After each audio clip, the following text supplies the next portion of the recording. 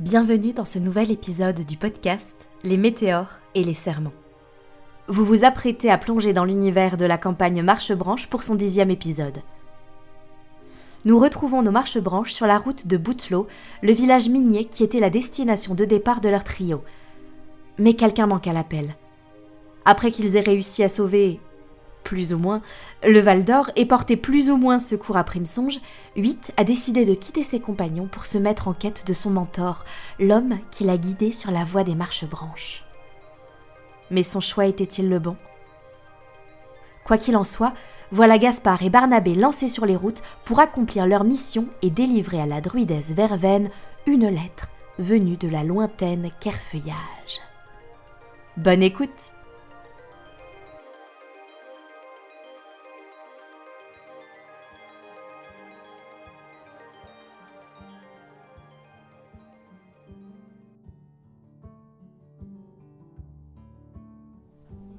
Barnabé et Gaspard, voilà des jours que vous marchez. Vous avez quitté le Val d'Or en compagnie de la caravane de ses anciens habitants. Ils transportent avec eux leurs malades, leurs moisis, leurs blessés. Les vieux, les jeunes, tout va très lentement.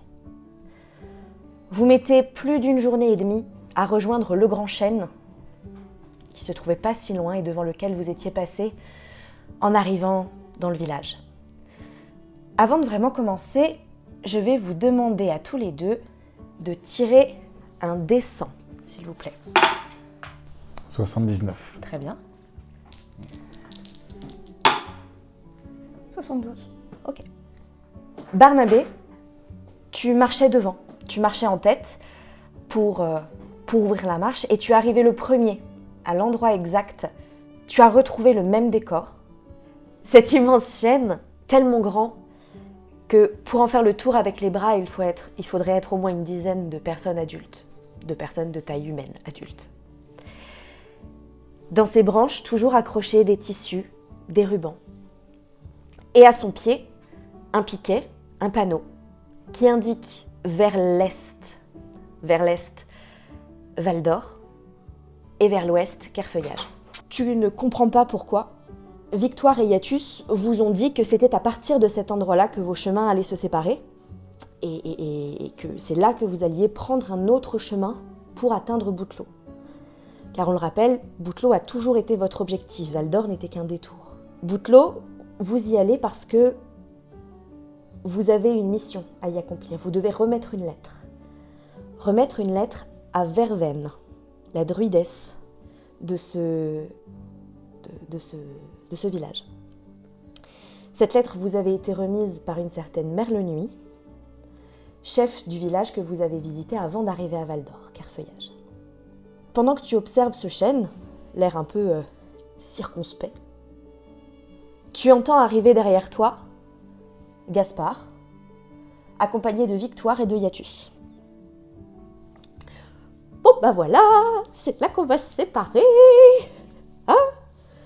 C'était vraiment un plaisir. Enfin, depuis que vous êtes arrivés, on a perdu nos maisons, tout ce qu'on avait, et maintenant on est des vagabonds, mais c'était un plaisir.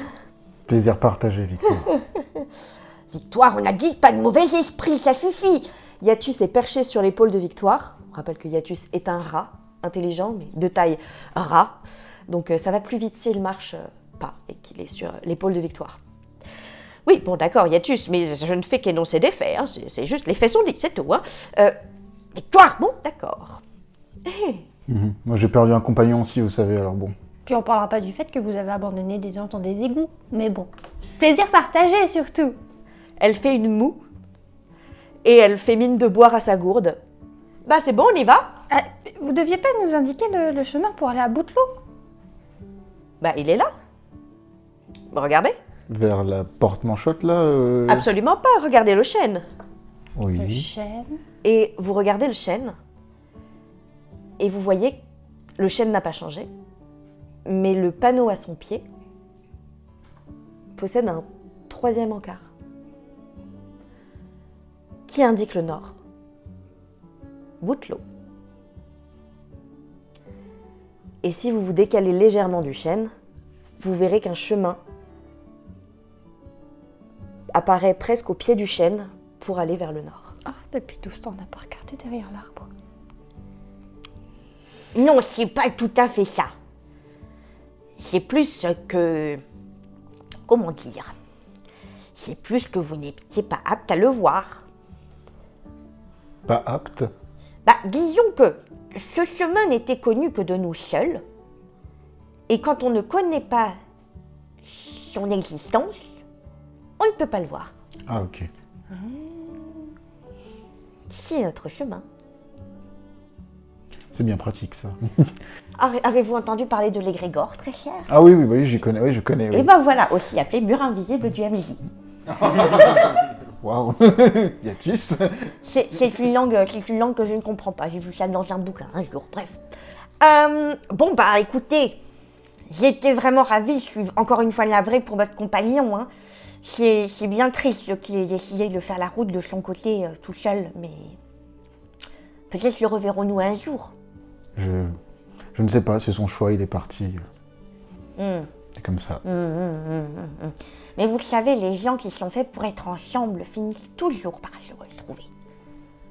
Peut-être qu'on n'était pas fait pour être ensemble. Oh. Et je commence à partir avec mon bâton. Passer une bonne journée et bon voyage. Et je pars. Là, au revoir Gaspard.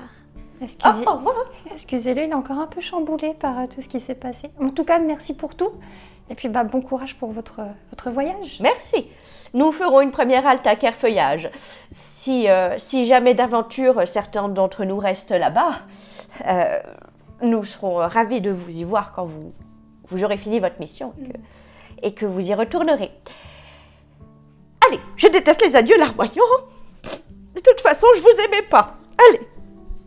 Si vous sentez une odeur de pomme, allez-y. Au revoir. Et elle a une tête un peu interloquée et... Bon, très bien. Et elle s'en va et vous voyez passer la caravane très lentement, mais vous voyez passer la caravane à côté de vous. M'auriez pas oublié les fois. J'ai dit que je venais avec vous. Enfin, on vient avec vous. Et vous vous retournez, vous voyez ce cher Edgar, avec un petit paquetage sur le dos, des casseroles dans tous les sens et des blocs de cire dans son sac qui dépassent de son sac. Son paquetage est vraiment beaucoup plus gros que lui. Et il a l'air de tenir quelque chose dans sa main droite, mais quelque chose que vous ne voyez pas. Oui, avec Pimou, on vient avec vous. C'est vrai. Oui, c'est... Ouais. On s'est dit qu'il y avait peut-être un petit billet à se faire en vous accompagnant en bout de l'eau. C'est le genre d'endroit qui a besoin de bougies. Et nous, on a de quoi leur faire cracher. Des sous. Le capitalisme. Et il connaît pas ce mot. Allez, c'est parti. C'est parti. Allons-y. Et Edgar prend la tête et commence à marcher en balançant ses bras, enfin un de ses bras, l'autre a l'air de tirer quelque chose qui de temps en temps fait des... Doucement. Oh là là. Et vous comprenez que Pimou est de la partie également. Vous quittez les contrées verdoyantes, à l'herbe tendre et au temps doux. Et plus vous avancez, ça dure plusieurs jours, pas 10 jours non plus, mais au bout de 1 jour, 2 jours, vous commencez vraiment à voir la végétation changer, l'ambiance changer, le climat changer aussi. L'herbe est moins grasse, moins humide, le sol s'assèche un peu, devient rocailleux. Les buissons passent de très touffus, très denses, très verts à plutôt malingres, déplumés. Et les arbres, même s'ils restent très grands, sont pareils, malingres et tordus. Dans quel état d'esprit êtes-vous pendant que vous marchez sur ce chemin vers votre destination? Agacé et triste. Agacé et triste. Déjà agacé parce que je pense que Edgar a dû être, pendant tout le voyage, très énervant. Très. Et du coup, ça ne m'a vraiment pas fait du bien au moral. Et je me sens triste et inutile. Je vois que Depuis que 8 est parti, je vois très bien que Barnabé n'a plus besoin de moi, qu'Edgar ne sert à rien et je me sens très inutile. Du coup, je suis très triste et je tire la gueule, je pars pas beaucoup. D'accord. J'essaye à chaque fois de bien parler avec Barnabé parce que ça me fait toujours plaisir qu'il soit là, mais je me rends bien compte qu'il grandit et que ça sert plus à grand chose que je reste à ses côtés aussi, peut-être. Sur les moments de camp, tu avais l'habitude avant, tu me disais souvent, je prépare une petite infusion, je prépare un équivalent de café. Est-ce que tu as gardé ces gestes ou pas plus que ça? Pas plus que ça, puisque le café, je le partageais qu'avec 8, et que Barnabé, je fais à manger de temps en temps, mais j'en fais moins. Je fais vraiment pas grand-chose. Maintenant, pendant mes temps de garde, je fixe le ciel et je pense à rien. Barnabé? Je suis un peu dans le même état d'esprit que Monsieur Gaspard. Depuis le départ de Monsieur 8, forcément, il y a un vide. Je peux plus brosser son poil. Il porte pas les vêtements que je lui ai confectionnés. Donc ça me touche un peu, mais je vois que l'ambiance, elle est tellement triste que je parle tout le temps. J'essaye un peu de combler, je raconte nos aventures à Pimou et tout le temps, durant les feux de camp, etc. J'essaye un peu de m'occuper de Pimou, du coup, aussi, pour éviter qu'il soit un peu maltraité par l'autre abruti. Voilà, j'essaye un peu de trop y penser et de me dire on verra ce qui se passera et il faut qu'on avance, faut au moins qu'on finisse ça et on verra ce qui adviendra après, quoi. Pimou est très réceptif à tes histoires. Il adore t'entendre raconter des choses et il te pose beaucoup de questions sur tout ce que tu as pu croiser comme bougie. Je raconte tout en détail, notamment dans les égouts et toutes les petites senteurs qu'on a utilisées, à la lavande, à la pêche, tout, les couleurs, tout. Et Edgar, de temps en temps, quand il sent bien que personne n'a trop envie de lui causer, Edgar, mais il n'en a pas grand-chose à faire. Et régulièrement, il s'incruste, il se pose à côté de vous et il commence à faire le moulin à parole. Et notamment, comme toi, tu es un peu trop gentil pour l'envoyer chier, souvent, Ah, c'est long, hein. C'est long. Et toi, même si tu te tiens très loin de lui, ça fait un bourdonnement constant. Et une de vos seules envies, c'est de réussir enfin à trouver une herbe, quelque chose qui pourrait faire passer son espèce de nez bouché, parce que sa voix nasillarde est insupportable. Au bout de 3 jours de marche, après votre départ du Grand Chêne,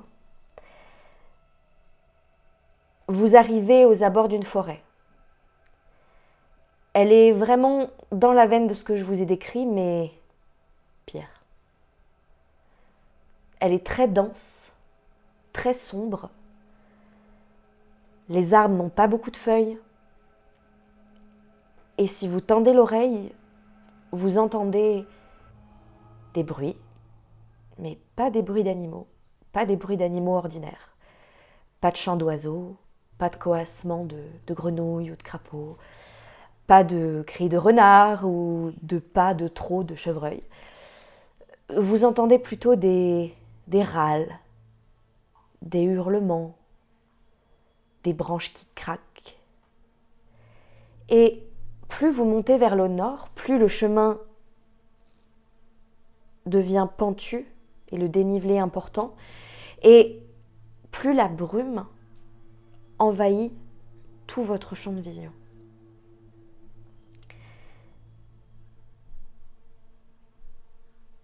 Vous continuez à marcher et à la fin du 3e jour, vous ne savez pas vraiment pour combien de temps de marche vous en avez.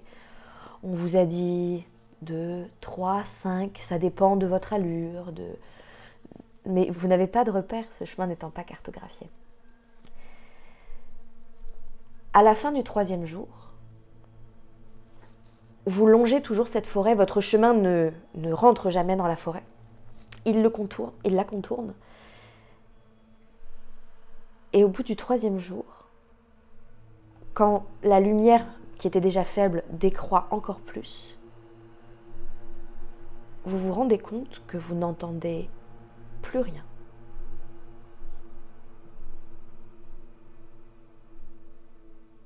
Plus aucun bruit. Tout ce qui venait de la forêt, ça s'est tu. Et même Edgar s'est laissé contaminer par cette ambiance un peu lugubre. Et même Edgar a arrêté de parler. Enfin. Est-ce que vous faites quelque chose? Là, on est vraiment en train de marcher encore et on se rend compte en fait que ça fait un moment qu'on n'entend plus de bruit. Oui. Ok. J'ai un petit sourire et je continue de marcher. Ça fait du bien. Tu continues de marcher. Je ralentis un peu l'allure, je regarde un peu autour de nous parce que j'avoue que ça m'inquiète un petit peu, pas forcément très rassurée. Tu cherches où avec ton regard? C'est vraiment en fait du côté de la forêt parce que c'est là où on entendait globalement des bruits. Vous distinguez à peine la forêt. La brume, sans que vous vous en rendiez compte, c'est tellement épaissi que vous ne voyez qu'à 1 ou 2 mètres devant vous. Tu perçois à peine les premiers troncs et qui sont plus des formes sombres et un peu indiscernables. Tu ne vois rien jusqu'à ce que une forme aussi blanche que la brume sorte d'un coup de la forêt et se retrouve entre vous 4. C'est clairement Orla. Il fait à peu près 1 mètre de haut. C'est une créature qui pourrait ressembler à une espèce d'énorme tique, mais une tique faite de chair blanchâtre avec des veines bleues qui apparaissent. Son rostre est dégoulinant d'un liquide un peu noirâtre. Elle a 4 pattes crochues et vous voyez que son ventre est en réalité comme une sorte de bouche. Sur les bords de ses flancs, des dents claquent.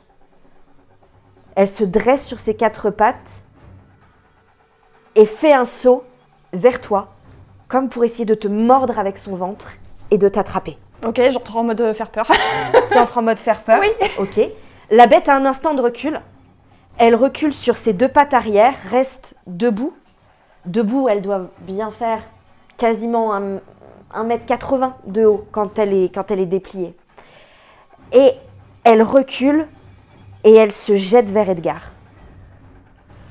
Je saute sur la tique depuis derrière et j'essaye de l'étrangler avec ma tentacule en mettant ma tentacule autour de son cou. Alors, parce que je voulais faire un truc, mais du coup, si je dis que je fais le truc, je sais pas. Est-ce que je le vois? Alors, tu allais, au moment où il a fait pause, tu allais... J'allais provoquer une tempête de vent en dessous de la tique. Il a dit dès qu'il te voyait. C'est parti. Bah, je n'avais pas vu qu'il était là. Je l'ai pas vu. Il va arriver comme un héros, il va se faire éjecter. Donc je me jette sur la créature et je l'étrangle en hurlant. Gaspard, au même moment, tu ne vois pas, il y a de la brume, tu vois pas arriver 8 sur l'énorme tique et tu utilises tous tes pouvoirs. À quoi ça ressemble? Comment tu fais? Vu qu'il y a de la brume, avec mon bâton, je vais juste me faire un grand tour autour de moi et pendant 2 secondes et après je vais avec mon bâton désigner en dessous de la tique pour vraiment que la tempête l'éjecte. Mais du coup, je pense qu'au moment où je vois 8, j'essaye, au mieux, mais d'esquiver un peu. Alors, quand tu fais ce grand mouvement et que la tempête se déclenche sous la tique, elle commence à s'envoler. 8 atterrit à ce moment-là, réussit à mettre son tentacule autour de son rostre. Mais comme tu essaies de dévier, en fait, la tique part sur le côté. Ses 2 pattes du côté droit se lèvent et elle va comme pour se renverser. Tu arrives à te maintenir sur la tique, comme une espèce de chevaucheur de Orla, surgit de la brume, avec ta cape et ton tentacule inquiétant. Tous les deux, du coup, vous le voyez, parce que forcément, tu cries peut-être. Oui, je hurle. Et la tique recule, réussit à se rétablir, recule. Vous voyez qu'elle se secoue, elle émet une espèce de grincement. C'est pas vraiment un cri, mais c'est comme si on raclait une fourchette sur une assiette. Elle émet ce bruit-là comme si son rostre se les parties de son rostre se frottaient l'une contre l'autre et qu'elles faisaient ce bruit. Et elle recule, et se secoue, essaie de se débarrasser de ce qui est en train de la gêner. En plus, elle ressent l'effet de ton tentacule. Et là, elle se fige. Et vous entendez quelque chose. Vous entendez des notes de harpe. Et ces notes de harpe ont l'air d'avoir figé le Horla dans son mouvement. Edgar est au sol, terrifié, il n'arrive même pas à crier, vous ne voyez pas Pimou, vous ne savez pas où il est, vous ne savez pas, il est invisible. Et vous voyez une autre forme émerger de la brume, mais du chemin vers lequel vous alliez. Vous vous attendiez à voir un humain, ou un humain animal, ou un animal intelligent, arriver en jouant de la harpe, peut-être quelqu'un qui viendrait de bout de l'eau pour vous aider, vous sauver. Mais la vision qui s'offre à vous est encore plus terrifiante que celle que vous aviez en face de vous. C'est la harpe qui a l'air de venir vers vous, seule. Et plus elle avance et elle sort de la brume, vous voyez qu'en réalité c'est une harpe composée d'os, recouvert d'une peau très fine et translucide elle aussi, et que une créature qui semble humanoïde est incorporée à la harpe et avec ses longs bras et ses longs ongles joue une mélodie. La mélodie est assez apaisante, étrangement, et la harpe se déplace avec des espèces de jambes très courtes sous le pied de la harpe. L'énorme tic commence à reculer vers la forêt. 8, qu'est-ce que tu fais ? Je lâche la tique et je me rapproche du groupe.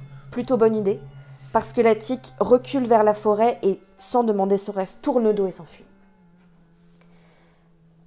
La créature à la harpe baisse les bras, vous regarde et vous voyez que sa tête est humanoïde mais presque très squelettique et que un troisième bras lui tient la bouche comme s'il ou elle n'avait pas de bouche. La créature s'avance vers vous, c'est très clairement un Horla aussi.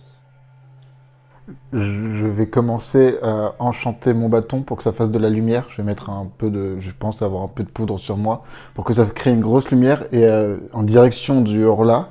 Et je vais juste crier « Arrêtez !» Je vais essayer de voir si ça peut parler. « Arrêtez-vous !» La créature ne s'arrête pas, mais plus elle te contourne, très doucement, elle te contourne, et elle se tourne vers là où vous devez aller, et elle tend un de ses bras pour vous désigner le chemin. Ok, Monsieur 8, super content de vous revoir, on en parle après, on y va, s'il vous plaît. Et de son autre main, elle recommence à jouer une mélodie, toujours très apaisante. Ok, bah je prends Monsieur 8, je le chope, vu qu'il est pas Je loin. me laisse vraiment pas faire. Je me laisse vraiment pas faire. Ici, j'appelle Pimou pour savoir où il est, Pimou. Et tu entends des petits pas. Ok, bah je chope Pimou du coup. Et t'as pas besoin, ta main, une main se met dans ta main et te serre de toutes ses forces. Ah ok, bah je prends Pimou. Avec la lumière, est-ce que j'arrive à voir un peu plus avec la lumière ou pas du tout ou... Bah, ça fait comme Oui, ça fait quand un- tu mets des phares dans du brouillard. Ouais, ça change, te crée un... c'est très lumineux, hein, mais trop lumineux, tu vois pas plus que ça autour de toi. Je vais juste crier « Edgar, vous êtes où ?» J'arrive. Et tu entends Edgar qui... Ça racle sur le sol, il a l'air de se relever en vitesse. Tu entends le bazar de son pactage, les casseroles qui font gling, gling, gling, gling, gling, gling. Et il vient se cacher vraiment dans ton giron, quoi. Il se colle à toi. On peut y aller. Je suis vraiment pas à l'aise de rester ici. Et s'il vous plaît, on peut s'en aller. Avec grand plaisir. Vous êtes déjà venu à Boutelot ou pas? Ah non, jamais, c'est des caravanes professionnelles qui font le trajet d'habitude. Super. Moi, je suis dans mon échoppe Bref, je suis dans mon échoppe d'habitude, je vends, moi, c'est tout. Ok, bon, on y va. Et je vais suivre la direction de la main, mais je vais pas parler à 8 ans, je ne lui regarde même pas. Vous n'avez pas très longtemps à marcher avant d'apercevoir, mais vous les voyez vraiment au dernier moment avec toute cette brume, les murs d'enceinte d'un village. Vous avez vraiment monté très très très fort, vous avez la sensation d'être en haut de la montagne. Et c'est le cas, vous l'êtes. Ce mur est percé d'une grande porte cochère, qui a l'air de laisser passer en règle générale des carrioles, des convois, des colporteurs. À côté de la porte, vous remarquez encore une créature. Vous remarquez quelque chose de très grand, qui doit faire peut-être 2 mètres, 2 mètres 50, qui ressemble à une énorme pomme de pin, mais dont les écailles s'écarteraient pour former des bras et 2 jambes, et des touffes d'épines de pin sortiraient de ce qu'on pourrait identifier comme un visage, comme pour lui faire une énorme moustache. La créature vous voit arriver, se penche un petit peu, émet une espèce de bruit très rauque, mais doux, c'est pas rocailleux, c'est une espèce de...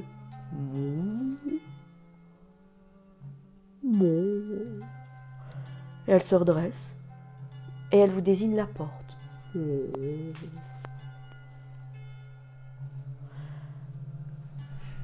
Ok. J'avance un peu. Vous entendez dans la brume, derrière vous, les notes de harpe qui vous ont comme suivi. Et quand vous entrez dans la ville, la brume se dissipe un peu. Vous y voyez plus clair. Et vous voyez vraiment un village perché sur le sommet pointu d'une montagne, des maisons faites dans un bois très sombre, ou en tout cas peint en noir, ou peut-être, vous savez, cette technique qui consiste à brûler les planches d'une maison avant de construire la maison pour la rendre plus étanche. C'est peut-être ça aussi. Les toits sont très pointus et les rues sont éclairées à intervalles réguliers par des espèces de cristaux lumineux de plein de couleurs différentes. Et la ville est animée, il y a des gens dedans. Des gens comme vous, c'est moi. Des humains animaux, des animaux intelligents, des corax, des grours, des humains. Il y en a partout et ça a l'air d'une véritable... En fait, c'est comme si la brume, avant d'y arriver, étouffait complètement le son de cette ville, qui venait de cette ville, et que vous n'entendiez que tout le bruit qu'une fois que vous entriez, que vous passiez la porte. Et vous entendez des bruits de marteau, vous entendez des bruits de roues, presque de machines, des choses sous pression qui font tch, c'est vraiment une ville qui a l'air presque industrielle, quasiment. Et ce que vous remarquez tout de suite, c'est que il n'y en a pas énormément, mais vous voyez dans le village, qui dans une rue, qui sur le toit d'une maison, ou en train de comme se chauffer à côté d'un des cristaux lumineux, des horlas. Vous savez tout de suite que c'est des horlas. En tout cas, Gaspard, tu le sens tout de suite. Ça fait partie de tes pouvoirs de déterminer la présence de horlas. Très clairement, vous avez affaire à plein de horlas. Mais les gens dans la ville ne semblent pas plus perturbés que ça. Monsieur 8, vous étiez où? Déjà, ce que vous pouvez voir, c'est que moi, j'ai mal vécu le voyage, peut-être plus que vous. Et en gros, vous voyez que j'ai plein d'endroits où déjà j'ai plus de fourrure. Et notamment tout mon bras droit où il y a la tentacule, il n'y a plus le moindre trace de fourrure. Et il y a plein de traces de griffures, certaines qui saignent encore autour de la tentacule, comme si j'essayais de l'arracher un peu tous les jours.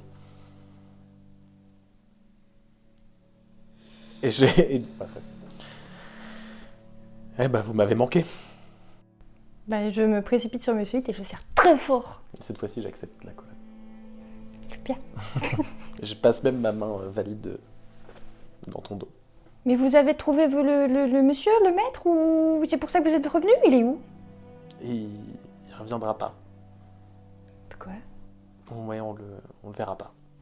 D'accord. Bon, au moins vous êtes revenu. On va peut-être s'occuper de vous aussi. Vous avez froid? J'ai de la laine quelque part, je pense. C'est bon, tout va bien. Et je remets ma cape par-dessus mon bras pour le cacher. Et je regarde un petit peu Gaspard dans le coin comme ça. Mais dis quelque chose, Gaspard.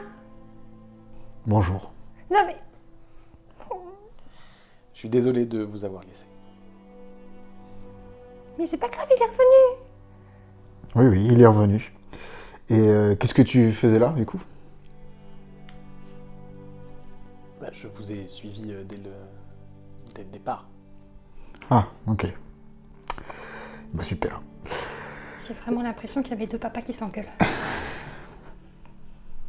Edgar, vous savez où habite Verveine? Je sais plus, la druidesse. Ah, je sais pas qui c'est. Ah, vous savez pas. Ah, mais je suis jamais venue, moi. Hein. Ah, oui, Je c'est viens vrai. là parce que je crois qu'il y a du boulot à se faire Et là, vous voyez qu'il regarde les rues et il voit les cristaux. Et il se fend. Il se décompose vraiment, son visage se fissure. Oh merde. Je crois qu'ils ont pas besoin de bouger. Oh non. Vous croyez qu'il y en a dans les maisons aussi? Je pense. Ah, dans la prochaine ville, pas de souci. Mais il n'y a plus rien après pour c'est le bout du monde. Je vais devoir faire demi-tour et aller me taper la grosse tique là. Oh non, quelle horreur. Et bon, c'était un plaisir de voyager avec vous. Je vais aller me trouver une auberge et je vais faire le point. Pimou, on y va? Ok. Et il y a Pimou qui le suit. Et vous entendez ses petits pas faire splosh, splosh, splosh, splosh, splosh. Et vous les voyez s'éloigner vraiment, Edgar à la mine basse. Et vraiment, il est courbé et son sac, qui n'avait rien l'air de lui peser jusqu'à maintenant, a l'air de peser 40 millions de tonnes. Je vais chercher une auberge aussi pour lui demander des informations. Il y a aussi qu'on trouve un endroit où dormir ce soir. Oui, puis se soigner peut-être un peu Monsieur 8. Non, mais c'est bon, ça va, tout va bien. J'ai pas besoin de. Mais vous êtes sûr? Oui, c'est bon. Tu sais soigner les gens, toi? Mais je vais faire un bandage. C'est Moi, quoi, je pars. là Moi, je pars. Je vais chercher Monsieur une auberge. Gaspard? Bah, de toute façon, on le suit, hein, donc. Oui, moi je reste à côté de vous maintenant. Je vous quitte peu des yeux. Le village c'est vraiment une seule rue qui a l'air de monter jusqu'au point culminant de la montagne. Et vous remarquez que presque tous les bâtiments, alors il y a une grande partie qui sont des maisons, mais il y a peu de commerces. C'est des ateliers, des forges. Ce que vous savez, vous avez discuté un peu avec les gens de la caravane, c'est que Boutelot est un village minier. On extrait des minerais et on les transforme sur place. On les transforme en lingots, en galettes, en tablettes, en barres, pour après que les caravanes qui passent, les marchands itinérants, les colporteurs, rachètent cette matière et ils font des échanges en fait. Et donc en fait, le bruit est assourdissant de marteaux qui tapent sur des enclumes. Bah, moi, je suis Gaspard. Bah, dès que je trouve un endroit qui ressemble à une auberge, je rentre dedans, en fait, juste pour demander des informations. Il n'y a pas vraiment d'auberge. Mais tu vois qu'il y a un endroit où, presque à ciel ouvert, où vraiment tu as des murs, mais c'est comme si un bâtiment avait un mur qui était complètement enlevé et ouvert sur l'extérieur. Et tu vois en fait des grandes marmites où des gens font à manger. Et des grandes tables qui sont disposées dans ce même endroit. Et tu vois des gens qui reviennent noirs de poussière, noirs de suie, avec des vêtements de travail, qui viennent s'asseoir, manger un bol et puis repartir au travail ou repartir chez eux. Enfin bref, il y a des gens là qui sont là. Bah, je me rapproche dedans, le premier, le plus proche. Oui. Excusez-moi de vous déranger, je viens avec mes amis, nous venons du Val d'Or. Et on cherchait un endroit pour dormir ce soir et j'ai besoin de quelques informations aussi. Alors, en termes d'informations, dites-moi, parce que pour dormir, ça va être complexe, hein, on n'a pas d'auberge ici. Vous n'avez pas d'auberge? Ah non. Ah, vous n'avez pas souvent des voyageurs? Ah non. Bah, enfin, on a des marchands, mais souvent ils dorment dans leur caravane, quoi. Ils sont autonomes, quoi. Mais vous venez du Val d'Or à pied, là? Oui, on a marché le pied depuis Val d'Or. D'accord. Ah oui, ça va la route? On a vu des trucs bizarres. Oui. C'est la forêt. Hein. J'ai rarement vu des grosses tiques dans une forêt. Aussi Bah. grosses en tout cas. Alors, je sais pas s'il y a des tiques, mais il y a des horlas. C'est presque aussi chiant. Bah, il y en a ici aussi, d'ailleurs, là, non? Non. Comment ça, il n'y a pas de... Vous parlez des... Ah, oui. Vous êtes jamais venu. Ah bah non, oui, non, c'est pour ça que j'ai besoin d'informations. On vient... Comment vous avez trouvé ce chemin-là? D'habitude, ceux qui savent pas, ils viennent de l'autre côté, par le pont. Alors l'autre, Le pont, là? Mais le pont, il est... Il n'y a plus, c'est... il n'existe plus. Le chemin, il est... Cassé. il est Ah, merde. cassé. Ouais, Ah bah c'est pour ça. Ouais, faut envoyer une équipe, là. Ah ouais. Ouais. Bah oui, on va voir pour envoyer du monde, ouais, parce que... Ah ouais. Ah ouais, embêtant. Ouais, parce qu'en plus, on vient de plus loin que le Val d'Or. Hein. On vient de À la base, Clairefeuillage, ouais. Ah, Mais pas. pas super. Et est-ce que vous connaissez une druidesse du nom de Verven? Ah bah oui, bien sûr. Vous savez où elle habite? Alors, je sais où elle habite. Vous savez où elle est? Non. Comment Ok. ça? Elle est chez elle ou elle est pas chez elle? Alors, elle est pas chez elle. Et elle fait quoi? Actuellement ou dans la vie? Enfin, dans la vie, elle est druidesse. Ouais, ça, j'avais. Ok. Non, là, je veux dire, là... Là, genre- maintenant? Ouais, pourquoi est-ce que vous savez pas où elle est? Aucune idée. Ça fait un moment qu'on l'a pas vue. Ça, je sais pas, faudrait peut-être s'en inquiéter. Ouais, ça et le chemin, au bout d'un moment, les problèmes, ce ne se règle pas seul, finalement. Ouh, bah, mon petit monsieur, vous avez l'air un peu chafouin, hein? Non, je suis pas chafouin. Ah, prenez une gamelle. Ingrid, fais-lui une gamelle au petit, il a l'air chafouin. Et là, t'entends quelqu'un qui fait oui, bon, d'accord. Ouais. Tu entends que sa machine dans la grande truc. Tu entends des plats qui bougent. Oui, bah Verven, mais je sais pas, moi je suis pas sa secrétaire, donc ça fait Elle a une secrétaire? Ah, non. Comment ça fonctionne votre village? Qui sont les dirigeants? Est-ce qu'il y a des dirigeants même? Est-ce qu'il y a un chef de village ou oui, plus ou moins, oui, on en a 3, ouais. on en a 3 et ils sont où eux? À cette heure-ci, bon bah ça va bientôt être la fin du... Hein? Donc, attendez, il regarde, il a l'air de chercher l'heure avec le soleil, mais on voit pas franchement le soleil, donc vous savez pas comment il arrive à déterminer l'heure qu'il est. Mais ok, nanana. Oui, bah ils vont sortir là bientôt. Bah attendez, ici, ils vont arriver. Ils vont arriver ici pour manger? Bah oui, hein, tout le monde mange ici. Hein. Ok. Ah, c'est là, ok. Ouais, tout le monde mange là, ouais. Et du coup, si c'est pas dehors là, c'est quoi alors les... Enfin, c'est qui? Qu'est-ce que... Bah c'est les gardiens, Les gardiens. c'est les gardiens. Donc, la tête de pomme de pain qu'il y a devant l'entrée, c'est... Oula, oui, la tête de... Et la harpe. C'est marrant de l'appeler comme ça. La harpe aussi qu'on a croisée sur le chemin? Oui, oui, il est particulier lui. Parfois il fout un peu la mauvaise ambiance, mais il est super efficace. Il est super efficace. Ouais, c'est vrai qu'on l'a pas remercié en plus. Hein. Ah, oui, bon, bah, ouais, pas terrible. Hein. Non, pas ouf, mais il nous a fait peur en fait. Oui, bon, je peux comprendre. Si vous n'avez pas l'habitude et que pour vous, tous ceux qui ont une tête un peu étrange, c'est des hors-là. C'est pas ce qu'on a dit. Après, c'est... Je regarde Gaspard, je fais, c'est des... C'est des hors là. Bah, faut croire que non. Bah oui, non, je vous le dis, c'est donc. Non, bah, Mais c'est quoi la différence du coup? Ah bah je sais pas, ça c'est des gardiens, les hors-là, c'est des hors-là. Qu'est-ce que vous voulez que je vous dise? Je sais rien. Et ils font quoi ici? Quoi est-ce qu'ils font ici? Bah Ils sais pas. vivent là quoi. Enfin, je veux dire, ils trient les cailloux, bah non, ils gardiennent, quoi, ils gardent. Ouais, non, mais je demande pas ce qu'ils font. Enfin, je veux dire, comment est-ce qu'ils sont arrivés avec vous? Comment est-ce que vous en êtes arrivés à vivre avec eux? Oula, c'est vraiment beaucoup de questions, ça, mon petit monsieur. Bon, j'ai déjà eu une bonne journée de travail dans les pattes. Voilà, c'est bon. Si vous voulez boire une chopine, je suis d'accord, mais bon. Hein, tous les... Oui. Chopin? Chopine. Chopin. Ingrid, tu nous mets 3 chopines, s'il te plaît? Le petit, il boit. Non. 3 chopines, 4, pardon. Je me suis pas grand comptée. maintenant, j'ai grandi. Eh oui, il a l'air bien. Mais, t'as quel âge? Je sais pas, moi, à ton âge, j'étais déjà à la mine. T'inquiète. Allez, 4 chopines, Ingrid. Je préviens qu'au moment où sa chope arrive, je vais enchanter, je vais mettre une petite poudre dans son verre et pour que ça devienne un jus, un très bon jus. Pas que, voilà, juste ça va devenir un jus. Très bien. Mais laissez-moi boire de Mais je vais lui dire, je vais dire non, mais t'inquiète. La dénommée Ingrid, qui est une humaine plutôt simple, assez mince, avec un tablier et de grandes nattes brunes, et un fichu sur la tête, vous apporte 4 chopes, du coup, tu fais ta petite manipulation, et toi, elle te ramène une gamelle aussi. Et il y a quoi dedans? Dedans, ça a l'air d'être une espèce de brouet avec des légumes, des céréales, des légumineuses, ça a l'air de bien tenir au corps, quoi. Okay. J'en mange un peu. Ok. Et du coup, tu t'appelles comment Gamelle ou pas d'abord? Oui. Oui, gamelle. Gamelle. Allez, gamelle. Et Ingrid, elle fait... Et elle vous lance un petit regard en mode...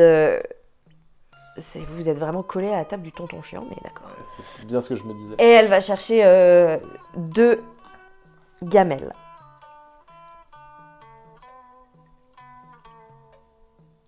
Pourquoi vous me regardez comme ça? Mais Bah, je sais pas. j'attends de savoir avec qui je mange et avec qui je bois. Oh putain, pardon. Oh merde, oh là, pardon, je suis désolée, je jure comme un chartier. Ma femme, elle arrête pas de m'emmerder avec ça. Pas grave. Moi, c'est Buquet. Buquet? Ah, Buquet. putain. Sympa, Voilà. Buquet. Tu fais quoi dans cette ville, du coup, ici? Moi, je travaille à la mine, hein, c'est un peu... Bon, après, chez nous, tu travailles à la mine, ou tu travailles à la forge, ou tu travailles au reste. Mais il y a surtout de la mine de la forge, quoi. Hein. Ouais, Et, ouais, ouais. et quand vous avez dit qu'ils allaient pas tarder à arriver, les Ouais. dirigeants, là, ils arrivent d'où? Bah, de la mine. Hein. Ouais, ils travaillent à la Ah mine bah aussi. oui, ils bossent, bah oui. Ouais. Ok, ok. Ça existe des dirigeants qui bossent pas. Personne ne les respecterait. Je pense au vol d'or. Oh, il travaillait Ils quand même. travaillaient tous. Il travaillait. Ils travaillaient tous, Ils ils étaient travaillaient. tous commerçants.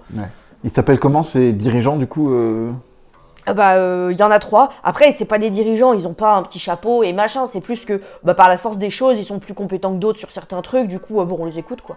C'est plus ça. Du coup, ouais, ils sont 3. On va dire que celui... Enfin, moi mon préf. Celui que j'aime bien. Hein. C'est Voé. C'est... lui, il bosse à la mine, pour le coup. Vraiment, il tire les chariots plein de minerais pour les sortir de la mine. Et une fois qu'il y en a qui ont tapé, qui ont sorti tout le minerai, tous les cailloux et tout ça, lui, il débarde. Voilà, avec ah oui, merci. Tu voyais que sa chope était vraiment à 2 doigts de tomber de la table. Il fait des grands gestes et tu lui décales juste pour qu'elle tombe pas. Et puis avec Porion, avec Porion, c'est l'autre qui fait ça. Porion, c'est un autre dirigeant qui... Ah non, Ah, c'est l'autre qui tire. Ah ok, d'accord. C'est l'autre qui tire. Et du coup, celui que t'aimes le moins, c'est qui? Hop, après, c'est pas que je les aime pas, hein, c'est que j'ai moins d'affinité, quoi. Il y a Barou déjà. Barou? Barou, je comprends rien de ce qu'il fout. Mais après, lui, c'est un malin. Enfin, je sais pas si c'est un malin. On va dire qu'il a plus une intelligence de la machine, vous voyez? Ah ok, oui, je vois. C'est-à-dire que quand il y a des trucs, des soufflets qui sont grippés ou qu'il y a des barrettes qui grincent et il vous sort tout un tas de vocabulaire minier que vous comprenez pas. Quand il y a une barrette qui est un peu tordue, il nous la remet bien. Quand il y a une berline qui grince, Il est ingénieur. Hein? Oui. Ingénieur. Ok. C'est quoi? Ça fait quoi ingénieur? Ah bah c'est ça là. C'est un génie, mais il est ingénieur. D'accord. Ok. Et il commence. Alors, heureusement qu'il y a la Chopine, parce que sinon il commencerait vraiment à penser que vous le prenez pour un con. Mais ok. Oui, bah voilà, il répare les trucs, il c'est construit ça, ouais, des trucs. Des fois, de temps en temps, il a une super idée, et puis du coup, les choses marchent mieux, les choses sont moins lourdes. Ah, il est ingénieur. Ouais. C'est le génieur du village. Voilà. Du coup, C'est lui. Ok, Voilà, et le troisième? et puis le troisième, puis il y a Trémy. Trémy, alors, il sort pas beaucoup. En même temps, c'est pas facile pour lui de sortir, vous voyez. Il marche pas trop, quoi. Comment ça? Il a plus tendance à rouler. Comment ça? Il est assis tout le temps, quoi. Enfin, il a Il voyez a un qu'il est fauteuil roulant. très Il a un fauteuil. Ouais, Ok. le pauvre. Il est paraplégique. Hein? Il a un fauteuil roulant. Il est en fauteuil. Ouais, oui, il a une chaise avec des grosses roues, quoi. Ouais, c'est Et, ça. et du Vous coup, connaissez plein de mots. Oui. et du coup, il sort pas beaucoup, lui, c'est ça que vous dites? Bah non. Ok. Et il travaille à la mine avant? Ah non, il a jamais travaillé à la mine, lui. Il travaille à autre chose, lui. Alors, et vous voyez, il se concentre vraiment fort. Alors, il travaille avec des cahiers. Ok. Des cahiers. Des livres? Les livres, on peut écrire dedans? Oui, ça dépend lesquels. Je croyais que les livres, c'était juste pour les lire. Il écrit dans des trucs vides, des cahiers vides. Oui, après, parfois, il lit des livres aussi, mais moins. Mais Et plutôt, il écrit. Et il écrit quoi? Des chiffres, Ok. Mathématiques. Il est comptable, quoi. c'est pas sympa, ça. Pourquoi? Ah bah. Oui, non, pas du tout. Il est... Non, il est... Et vous voyez en fait que vraiment, à côté de lui, il y a 3 pintes, en fait, au sol. Ok. Déjà? C'est qu'il y a 3 pintes. Et... Et vous avez Ingrid qui fait bon, Buquet, serait pas temps de te rentrer là? Laisse-moi saluer les... Vous êtes qui? Ah, on est des marche-branches. Marche-branche. Bah tiens. Pas c'est marrant ça. C'est pour ça qu'on cherche Verveine, c'est ça? C'est une marche-branche elle aussi. Non, C'est une druidesse. C'est une druidesse. Ah oui, c'est ça ce que je me Vous disais. pouvez quand même oui, nous dire vers où elle habite? Vers où elle habite? Vous pouvez pas vous gourer. Elle habite à côté de chez Trémy. Et il habite où, Trémy? Il habite, alors, plus haut, mais à gauche. Bon, je vais y aller. Je vais retrouver la bonne femme. Et vous voyez Ingrid, elle soulève des sourcils terrifiants. Enfin, genre, vraiment, il se collerait au plafond, ses sourcils. Elle fait oui, Buquet, c'est bon, allez. Et il fait ouais, ça va. Et il se lève et il commence à partir. Au même moment, vous entendez de l'agitation dans la rue. C'est pas de l'agitation où il y a des heurts ou quoi, c'est plus vous entendez que il y a beaucoup de gens qui marchent dans la rue. Et Ingrid vous dit bah voilà, c'est la sortie, c'est la sortie, vous allez les croiser là, Ok. vous Donc là, inquiétez pas, c'est C'est le coup de feu pour vous, là. Ils vont venir ici. ouais. Oui, ils vont venir ici. Tous les ouvriers, tous les mineurs, tous les forgerons vont venir. Alors les forgerons, ils traînent un petit peu en général, mais les mineurs, oui, ils sortent à cette heure-ci. Est-ce que vous savez qui serait le plus à même de nous dire où est Verveine?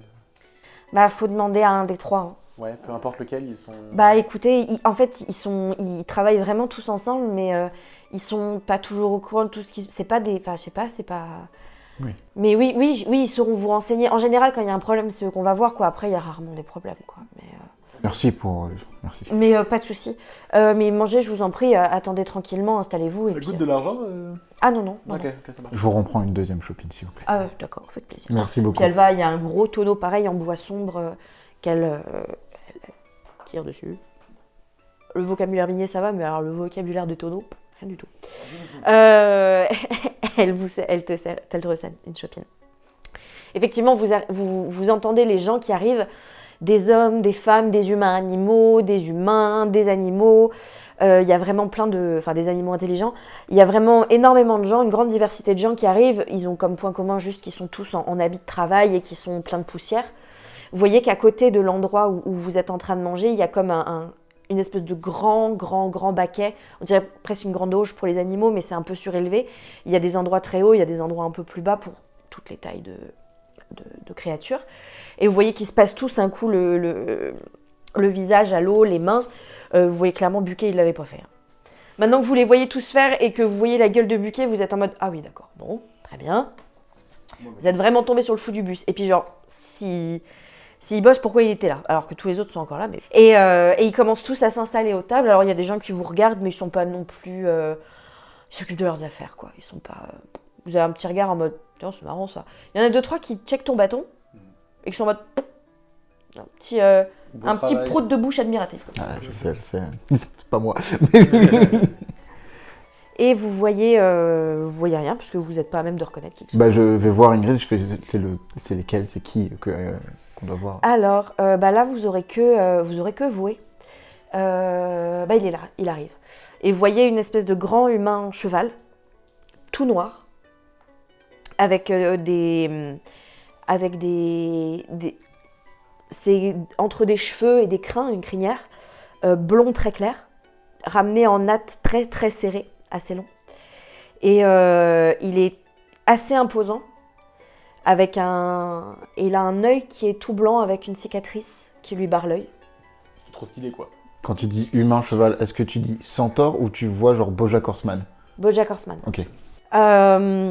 Oui, c'est vraiment un corps d'humanoïde avec une tête de cheval. Je pense il a une queue qui sort une queue de crin qui sort de l'arrière de son dos. Il a une tête de chevaline, quoi. Mais il a des mains, ce serait pas pratique, quoi. Et il est accompagné d'un autre homme cheval aussi, encore plus tanké, mais cette fois blanc beige, enfin autant que faire se peut en sortant du boulot, quoi. Une crinière blonde aussi, mais moins blanche, ramenée en petite toupette, plus court. Et lui, il a une mâchoire ultra carrée. Vous voyez, il mâchouille une espèce de brin de paille comme ça. L'autre est habillé tout en noir. Il a l'air, même s'il a des vêtements de travail par-dessus, vous voyez, il enlève une sorte de bleu de travail et il a des vêtements relativement jolis en dessous. Pas grande classe non plus, mais bien sur lui, presque une sorte de costume. Est-ce qu'ils font ma taille ou est-ce qu'ils sont un peu plus petits? Ils Juste pour sont savoir. très légèrement plus petits. Ah, Vraiment pas de beaucoup. C'est vraiment des beaux bébés. Alors, l'homme cheval blanc est beaucoup plus grand, l'autre est plus petit, mais ils sont pas énormément plus petits que toi. Ils doivent avoir une tête d'ours en moins, quoi. Mais Enfin, il t'arrive au menton. C'est dommage, j'aurais voulu que les gens soient plus aussi grands que moi. Donc vous avez ce grand homme cheval qui embrasse un peu du regard la salle, il voit tout le monde s'installer, puis son regard tombe sur vous et il penche un peu la tête comme ça et il vient vers vous. Bonjour, Bonjour, vous êtes je m'appelle Gaspard, voici. Barnabé.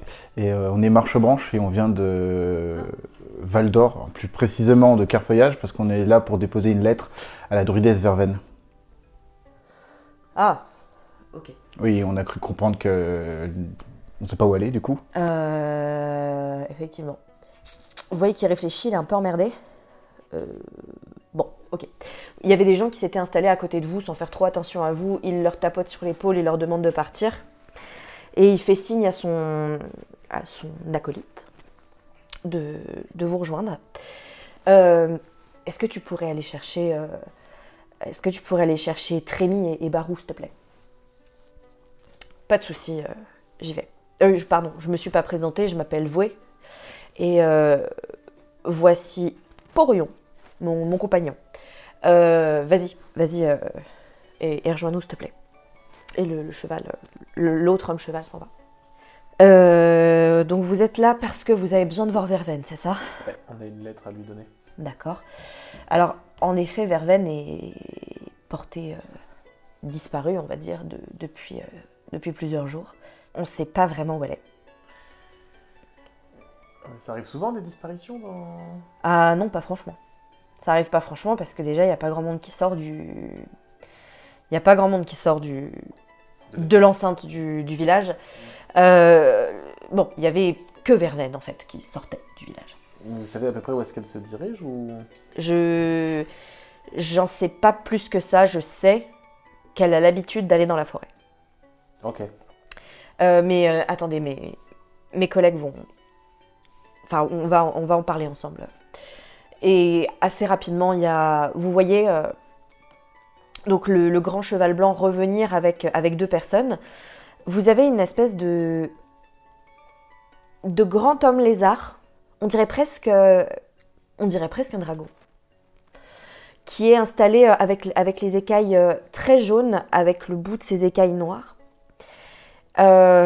Et il est installé dans une espèce de chaise roulante en bois.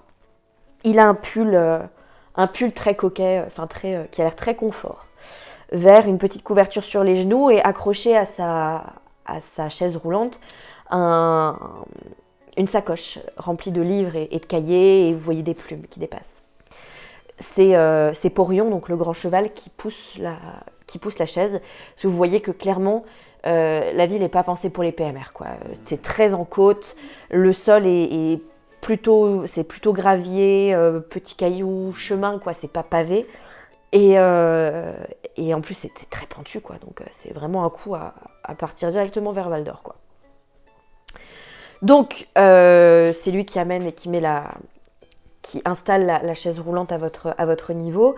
Et vous voyez un autre homme qui les suit. Enfin, homme ou femme, vous savez pas trop, d'ailleurs. C'est une espèce de grenouille. Une grenouille, ça n'a pas l'air d'être un humain grenouille, on dirait vraiment une grenouille, mais juste elle se tient sur ses deux pieds et est très grosse. Elle doit faire, c'est pas très grosse pour une grenouille, quoi. C'est que debout sur ses deux pattes arrière, elle doit faire, bon allez, un bon 50 cm. Elle a un pantalon un peu jean, dans un bleu un peu bien solide, qui remontait vraiment jusqu'en dessous de la mâchoire, avec un gros bouton rouge. Et dans son dos, vous voyez une espèce de... comme un fourreau, mais dans lequel, au lieu qu'il y ait une épée, il y a plein d'outils. Plus comme un carquois où on mettrait des flèches, mais en fait, c'est plein d'outils qui en dépassent. Et il a une espèce de petit casque qui ressemble plus à un petit pot de flambi sur sa tête, quoi. Mais en métal. Et elle a vous ne savez pas, de très gros yeux rouges avec la pupille horizontale et une très large bouche. Bonjour. Bonjour. Bonjour. Et l'homme en fauteuil, bonjour, enchanté, bienvenue. Vous êtes des marche-branches, donc, de ce C'est qu'on ça. nous a dit. Oui, c'est ça. Et vous cherchez Verveine? C'est ça. Ouais, pas vu. Et il s'en va. Au revoir. Au revoir. C'est Barou, il est... Ingénieur. Oui, j'imagine qu'on pourrait dire ça, effectivement. Effectivement, oui, c'est un peu notre mécanicien, notre inventeur. Enfin bref, voilà, c'est Barou. Il est un peu dans son monde. Et les deux hommes chevaux se sont assis aussi. Alors, c'est moi qui m'occupe un peu de garder trace de qui fait quoi, où. Enfin, je surveille pas les gens, mais voilà, quand il y a des naissances, des mariages, ce genre de choses, c'est un peu moi qui garde les registres de la ville. Et effectivement, quand il y a des problèmes, c'est à moi qu'on le signale en règle générale. Et c'est vrai que Verveine a disparu depuis au moins 8 jours. Ah oui, 8 jours. Ouais. Et on est sans nouvelles. C'est qu'elle est partie dans la forêt comme à ses habitudes et qu'elle n'est jamais revenue. C'est ce qu'on suppute. On a essayé d'interroger son amie la plus proche et elle nous a dit qu'elle était partie en forêt. C'est qui? Son amie, c'est Gaillette. C'est la bûcheronne du village. Elle aussi, elle va en forêt alors. Ah non, Mais elle coupe le bois où? ici. Elle coupe quel bois? Vous êtes jamais venu? Non. On a un fonctionnement un peu particulier avec la forêt à côté. On n'y va pas du tout. Vous avez remarqué sur la route, je pense que c'est une forêt très peu accueillante. La seule à y aller, c'est Verveine. Elle a des dons, des pouvoirs incroyables pour faire pousser les plantes. Et en fait, elle se rend dans la forêt, mais elle reste vraiment en lisière. Et elle, d'après ce que j'ai compris, elle ramasse des graines d'arbres, ou des glands, des pommes de pin, et elle les rapporte ici. Et elle les fait pousser, nous avons un parc. Elle fait pousser, alors, là, c'est là que les détails un peu m'échappent, mais en tout cas, on a beaucoup de bois, et toujours beaucoup de bois. Ok. Et vous n'avez pas envoyé d'équipe de sauvetage ou de... Alors n'est pas un village de guerriers, on n'est pas un village Bien de sûr. personnes qui sachent nous battre. Et les gardiens, vous avez rencontré nos gardiens. Ouais. Nos gardiens ne nous protègent que jusqu'à vraiment presque devant les portes du village, quoi. C'est très... Et en fait, on n'a envoyé personne parce que personne ne survivrait dans cette Ouais, forêt. bien sûr, ok. Parce que vous allez avoir un problème de bois si elle ne revient pas. Pour l'instant, on a encore tous les arbres qu'elle a fait pousser, mais c'est vrai que c'est assez préoccupant. Alors on commence à y réfléchir avec Gaillette. On se disait que si jamais elle ne revient pas, on allait envoyer des personnes couper les arbres les plus au bord de la forêt, les plus proches du village, mais que très rapidement ça va avoir ses limites. On pourrait peut-être faire commerce avec d'autres villages, peut-être. On consomme vraiment beaucoup de bois. Ça nous coûterait vraiment très cher. Avec la forge. Avec les mine, forges, etc. exactement. Oui, aussi autre chose, alors bon, ça n'a rien à voir avec ça, mais puisque c'est vous qui recensez les problèmes, votre route là qui passe par le pont, elle est morte. Hein. On a essayé de passer par là, c'est D'accord. foutu, hein. Voilà, je vous Merci. le dis. Ça, on verra on négociera avec des gens pour aller faire en sorte que ce soit réparé. Merci de nous avoir Je vous en tenus au prie. courant. Est-ce que vos gardiens parlent? Certains, Et- mais c'est clairement pas la grande majorité. Mais vos gardiens, c'est d'ailleurs là. Non, c'est des gardiens. Et c'est quoi la diff?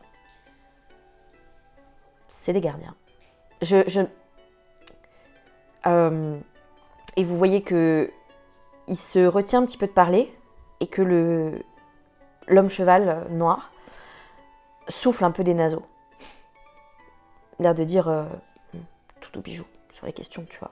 Enfin, il a l'air d'essayer de signifier à son collègue que vas-y mollo sur ce que tu racontes aux gens, quoi.